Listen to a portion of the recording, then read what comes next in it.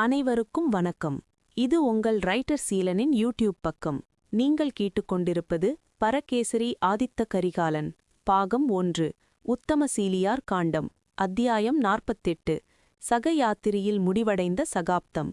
சகயாத்திரி மலையின் அந்த குகைவாசல் வழி நுழையும் காற்று ஒரு மாபெரும் பேரரசனின் மரண ஓலத்தை தாங்கிச் செல்லத் தயங்கி குகை வாயிலிலேயே தேங்கி நின்றது. குகைக்குள் ஆங்காங்கே எரியும் தீப்பந்தங்கள் தங்கள் அரசனின் உயிர்போல் அணையத் துடித்து பின் போராடி எரிந்தன. அந்த மங்கலான வெளிச்சத்தில் ஸ்ரீவல்லபனின் உடல் வியர்வையில் நனைந்து கிடந்தது. கடந்த 15 நாட்களாக மரணத்தின் வாசலில் நின்று வலியுடனும் விதியுடனும் தனித்துப் போராடிய அந்த மாவீரனுக்கு மரணம் எனும் பரிசுக்குரிய அந்த நாள் வந்து சேர்ந்தது. அவனது கண்களில் மரணத்தின் பயம் துளியும் இல்லை. 3 ஆண்டுகள் தென்பாண்டி நாட்டையும் அடுத்த 4 ஆண்டுகள் மொத்த பாண்டிய நாட்டையும் ஆட்சி செய்த பெருவீரன் தனது 25ஆம் அகவையிலேயே வீரமரணம் அடையும் பாக்கியம் கிடைத்ததை எண்ணி பூரித்தானே அன்றி துளியும் வருத்தமும் அடையவில்லை. தன் உடலின் இறுதி சக்தியையெல்லாம் திரட்டி ஸ்ரீவல்லபன் தன் நடுங்கும் கரங்களை நீட்டி ஷெண்பகாவை தேடினான். அணையப்போகும் தீபம் தன் இறுதி நொடியில் பெருஞ்சுடராய் பிரகாசிப்பது போல மரணப்படுக்கையில் கிடந்த அவனது முகம் அன்றைக்கு விசித்திரமானதொரு பிரகாசமாய் காணப்பட்டது. அவன் கை நீட்டுவதைக் கண்ட ஷெண்பகா ஓடி வந்து அவன் கைகளை தன் 2 கரங்களாலும் பற்றிக்கொண்டு நெஞ்சோடு அணைத்துக் கொண்டாள். மன்னா, எங்களை இப்படி அனாதையாக விட்டுவிடாதீர்கள். மீன்கொடியும் மதுரை மக்களும் உங்களுக்காக கண்ணீரோடு காத்திருக்கும்போது எங்களை எல்லாம் இருளில் தள்ளிவிட்டு நீங்கள் மட்டும் வெளிச்சம் தேடிப் போவது நியாயம்தானா? மண்ணுக்காகவும் உங்களை நம்பிய மக்களுக்காகவும் உங்கள் தந்தை ராஜசிம்மப் பாண்டியர் கண்ட அந்த மாபெரும் கனவுக்காகவேனும் உயிரோடு இருக்க வேண்டாமா? அவளது கண்ணீர் அவன் கைகளை சுட்டது. ஸ்ரீவல்லபன் சிரமப்பட்டு தன் காய்ந்த உதடுகளை விரித்து ஒரு சிறு புன்னகையை உதிர்த்தான். ஷெண்பகமித்ரா அவன் தலைமாட்டில் அமர்ந்து தன் சேலை தலைப்பால் அவன் நெற்றியில் பூத்த வியர்வை துளிகளை துடைத்துக் கொண்டிருந்தாள். அவள் உகுக்கும் கண்ணீர் துளிகள் அவன் நெற்றியில் விழுந்து தெரித்தன. ஷெண்பகா, அழாதே. வைகை நதி தன் ஓட்டத்தை நிறுத்தாது என்பது எவ்வளவு உண்மையோ அவ்வளவு உறுதியான உண்மை மரணம் நிகழ்வதும். எனக்கு அது இன்று வாய்த்திருக்கிறது. நாளை அனைவருக்கும் நிகழப்போவதுதான். ஸ்ரீவல்லபனின் குரல் கரகரப்பாகவும் ஆனால் தீர்க்கமாகவும் ஒலித்தது. ஷெண்பகா அவன் கைகளை தன் கைகளோடு சேர்த்து அணைத்துக் கொண்டு விம்மினாள். அவன் அவளை கனிவாக பார்த்தான். ஷெண்பகா, மரணப்படுக்கையில் இருக்கும் என்னிடம் ஒரு உண்மையை மட்டும் சொல். உன் இதயத்தின் ஒரு மிகச் சிறு மூலையிலாவது இந்த ஸ்ரீவல்லபன் இருக்கிறானா? அந்த எதிர்பாராத கேள்வியில் ஷெண்பகா உறைந்து போய் மௌனமானாள். அவளது மௌனத்தை கண்டவனின் கண்களில் சிறு ஏமாற்றம் படிந்தது. பதில் சொல்லாதே ஷெண்பகா, உனது இந்த மௌனமே எனக்கு பதில் சொல்லிவிட்டது என்றான் தளர்ந்த குரலில். வல்லபரே என்றாள் ஷெண்பகா அவசரமாக. நான் என் மனம் திறந்து ஒரு உண்மையை சொல்லட்டுமா? சொல் ஷெண்பகா. நான் சொல்லும் இப்பதில் மரணத் தருவாயில் இருக்கும் உங்களை திருப்திப்படுத்த சொல்லும் பொய்யோ சமாதானமோ அல்ல. என் மனதின் அடி ஆழத்திலிருந்து என் உயிரின் சாட்சியாக சொல்கிறேன். அந்த உத்தமனை முதலில் சந்திக்காமல் இந்த ஸ்ரீவல்லபனை நான் முதலில் சந்தித்திருக்க வேண்டும் என்று பல நாள் என் தனிமையில் நினைத்து மருகியிருக்கிறேன். அத்தனை உயர்ந்த உள்ளம் கொண்ட மாவீரர் தாங்கள். அந்த வார்த்தைகளை கேட்ட மறுகணம் ஸ்ரீவல்லபனின் முகத்தில் ஒரு பேரமைதி குடிகொண்டது. நன்றி ஷெண்பகா. உன் மனத்தின் ஒரு சிறு மூலையில் எனக்கும் இடம் இருந்திருக்கிறது என்ற இந்த ஒரு செய்தி போதும். என் உயிரை பிழியும் இந்த மரண வலியை இது பெருமளவு குறைத்துவிட்டது. ஷெண்பகா அவனை பார்த்து கண்ணீர் புன்னகை விடுத்தாள். சற்று நேரம் அங்கு நிலவிய அமைதியை குலைத்த வல்லவன் மெதுவாக பேசினான். மறுபிறவியிலெல்லாம் எப்போதும் நம்பிக்கை இருந்ததில்லை ஷெண்பகா. ஆனால் ஒருவேளை மறுபிறவி என்ற ஒன்று இருந்தால் அந்த பிறவியிலும் உன்னை மட்டுமே காதலிக்க வேண்டும். ஸ்ரீவல்லபன் கண்களில் நீர் ததும்ப புன்னகைத்தான். ஷெண்பகா தாங்க முடியாமல் அவன் கைகளை மேலும் இறுக்கிப் பிடித்துக் கொண்டு விம்மினாள். ஸ்ரீவல்லபன் தன் ரத்தம் கசிந்த இதழ்களால் மீண்டும் புன்னகைத்தான். ஷெண்பகா, அன்று மதுரை கோட்டையில் உத்தமன் உன்னை கடந்து போனானே, அதை நினைத்து நீ வருந்தாதே ஷெண்பகா. அது அவன் அளித்த வெறுப்பு அல்ல ஷெண்பகா, அதுதான் அவனது பலவீனம். உன்னை அவன் என்றும் மறக்கவும் மாட்டான், அதே நேரம் உன் காதலை ஏற்கவும் மாட்டான். எங்கள் மூவரில் யார் எஞ்சுகிறோமோ அப்போதுதான் உன் காதல் முழுமையடையும். இதோ உன்னை உயிருக்குயிராக நேசித்த உன் வல்லபன் இன்று வீழ்ந்து விட்டான். மூவரில் ஒருவனை மணப்பாய் என்றேனே, அந்த மூவரில் முதல் பலி நான்தான். விதி தன் முதல் காய் நகர்த்தலை வெற்றிகரமாக முடித்துவிட்டது. அவன் மூச்சுவிடத் திணறினான். நெஞ்சு ஏறி இறங்கியது. மரண தருவாயில் ஒரு உண்மையை சொல்கிறேன் செண்பகா. உத்தமன் உன்னை இன்னும் ஆழமாக நேசிக்கிறான். அதனால்தான் அவன் உன்னை அங்கீகரிக்க பயப்படுகிறான். ஆனால் இப்போது அதைப் பற்றி பேச ஒன்றுமில்லை. நாங்கள் செத்தால்தான் அவன் உன்னை மணப்பான். சாவு என்பது நமது கையில் இல்லை, இருமினான். தண்ணீர் எடுக்க கை நீட்டியவளை வல்லபன் தடுத்துவிட்டான். நான் கேட்பதை கொடுப்பாயா செண்பகா? என்ன வேண்டும் வல்லபரே? எனக்கொரு சத்தியம் வேண்டும். ஸ்ரீவல்லபனின் பிடி அவளது கைகளில் இரும்பாக இறுகியது. மரணத்தை நெருங்கும் அவனது கண்கள் அக்னியாக ஜொலித்தன. எத்தனை சத்தியம்தான் கேட்பீர்கள்? செண்பகா பொய்க்கோபத்தோடு கேட்டாள். செண்பகா, ஒரு அற்ப ஆசை. நீ என் வெற்றிக்கான தேவதை என்று என் மனம் நம்பிவிட்டது. நீ தமிழகம் வந்த பின்னர்தான் நான் இதே கானகத்தில் மாரஞ்சடையனாக முடிசூட்டினேன். உன்னை சந்தித்த பின்புதான் தென்பாண்டி நாட்டை தனியாக வென்றெடுத்தேன். உன் காதல் கிடைக்கும் என்றுதான் வைப்பாற்றில் உத்தமனை தோற்கெடுத்தேன். என் வெற்றிகளுக்கு பின்னாலிருக்கும் அதிர்ஷ்ட தெய்வம் நீ என்றே முழுமையாக நம்புகிறேன். நான் இருக்கும்போதுதான் இன்று நீங்கள் கானகம் வந்து மரணப்படுக்கையில் இருக்கிறீர்கள். நானா அதிர்ஷ்ட தேவதை? செண்பகா துணுக்குற்றாள். அது விதி செண்பகா. மரணம் என்பது அதிர்ஷ்டங்களுக்கு அப்பாற்பட்டது. நீ இருக்கும் பக்கம் வெற்றி இருக்கும் என்பது என் அசைக்க முடியாத நம்பிக்கை. அதற்காகவே இந்த சத்தியம். என் பாண்டிய குலத்தின் மானம் இப்போது உன் கைகளில்தான் உள்ளது. இந்த போரின் முடிவில் என் அண்ணன் வீரகேரளனுக்கும் அந்த உத்தமனுக்கும் இடையே ஒரு மாபெரும் இறுதி யுத்தம் நடக்கும். அதில் யார் ஜெயிக்கிறார்கள் என்பது எனக்கு முக்கியமல்ல. ஆனால் அந்த யுத்தத்தின் முடிவில் இந்த மண்ணில் உயிருடன் எஞ்சியிருப்பவன் எவனோ அவனுக்கு நீ மனைவியாக வேண்டும். அது என் அண்ணனாக இருந்தால் நீ பாண்டிய பேரரசியாக எங்கள் பக்கம் இரு. உன் அதிர்ஷ்டம் எங்கள் வெற்றிகளை நீட்டிக்கட்டும். உத்தமனாக இருந்தால்? செண்பகா சிரித்தாள். உத்தமன் பக்கம் அதிர்ஷ்டம், அதாவது நீ. பரவாயில்லை. அந்த எஞ்சியவன் உத்தமனாக இருந்தால் சோழ பிரஜையாக அவனது இதயத்தை நீ ஆளு. ஆனால் சிங்கள தேசத்திலிருந்து தமிழகம் வந்து இந்த தீய ஆடவர்களால் அலைக்கழிக்கப்பட்டு ஆதரவற்ற ஒரு அனாதையாக நீ காற்றில் கரைந்துவிடக்கூடாது செண்பகா. சத்தியம் செய். செண்பகா அப்படியே உறைந்து போனாள்.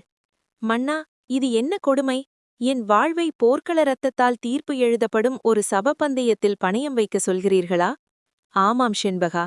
என் ஆன்மா வானிலிருந்து உன் கழுத்தில் ஏறும் மங்கள நாணை காண வேண்டும். சத்தியம் செய் என்று அவன் கேஞ்சும் குரலில் கத்தினான்.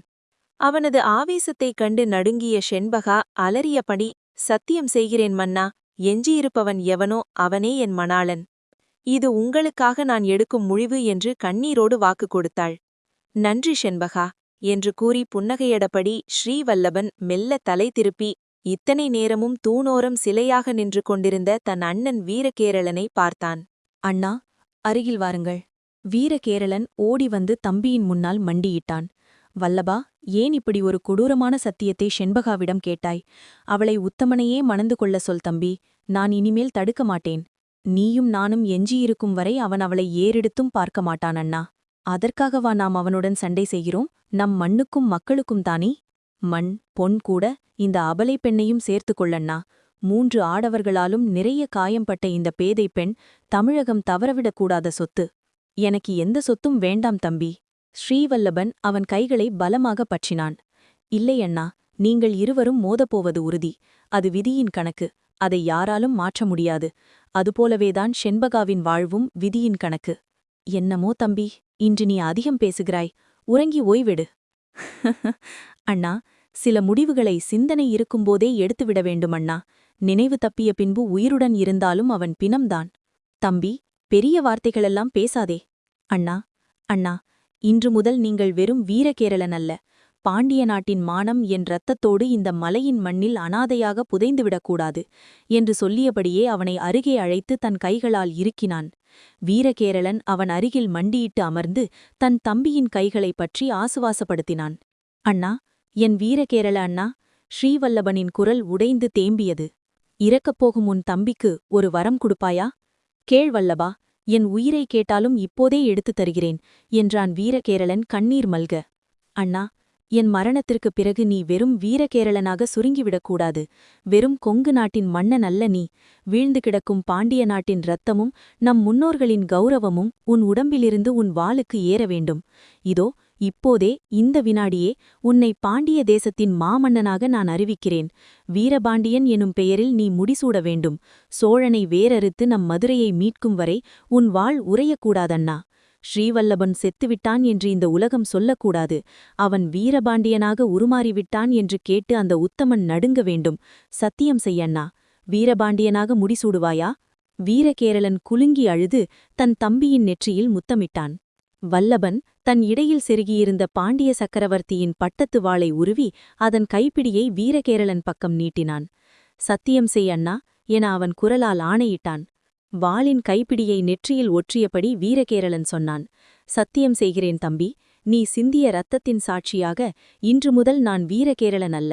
உன் கனவை சுமக்கும் சடையன் மாறனின் மகன் மாரஞ்சடையனின் அண்ணன் வீரபாண்டியன். உனக்கான அரியணையை அந்த உத்தமனின் இரத்தத்தால் கழுவி அதில் ஏறி நான் அமருவேன். நன்றி அண்ணா என்று பெருமூச்சு விட்ட ஸ்ரீவல்லபன் தங்கள் மூத்த அண்ணன் சுந்தரகேரளனை அழைத்தான்.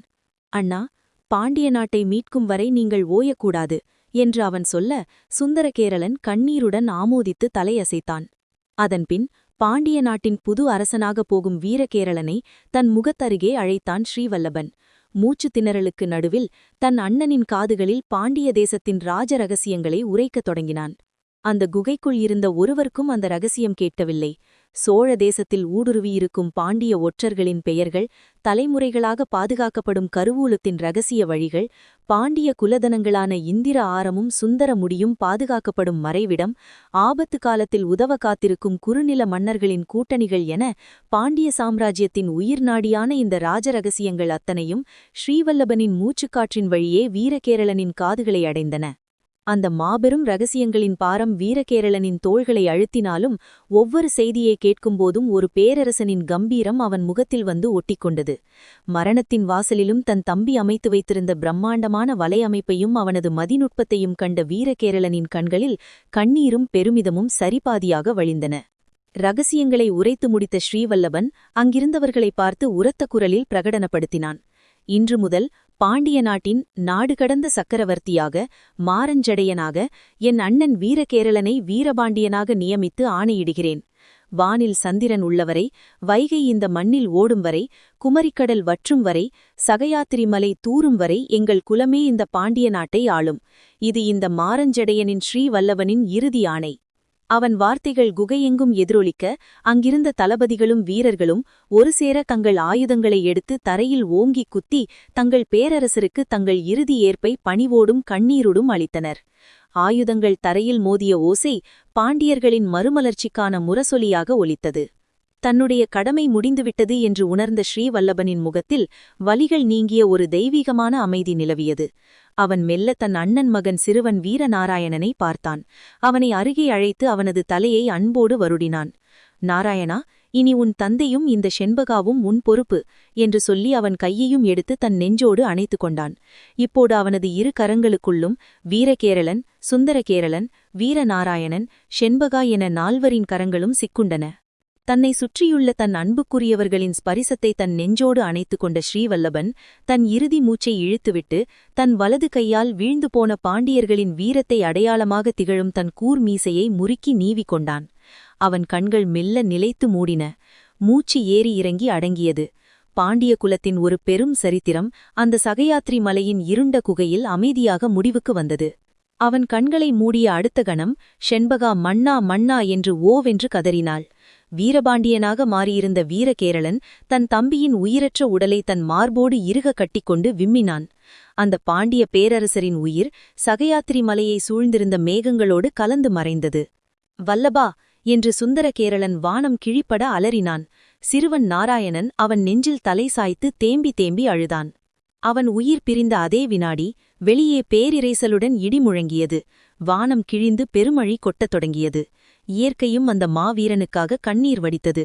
பாண்டியர்களின் ஒரு சகாப்தம் முடிந்து இரத்தமும் சதையுமான வீரபாண்டியன் எனும் புதிய சகாப்தம் அந்த மலையின் உச்சியில் பெருமழையின் சாட்சியாக தொடங்கியது. காத்திருங்கள் அடுத்த அத்தியாயத்திற்கு.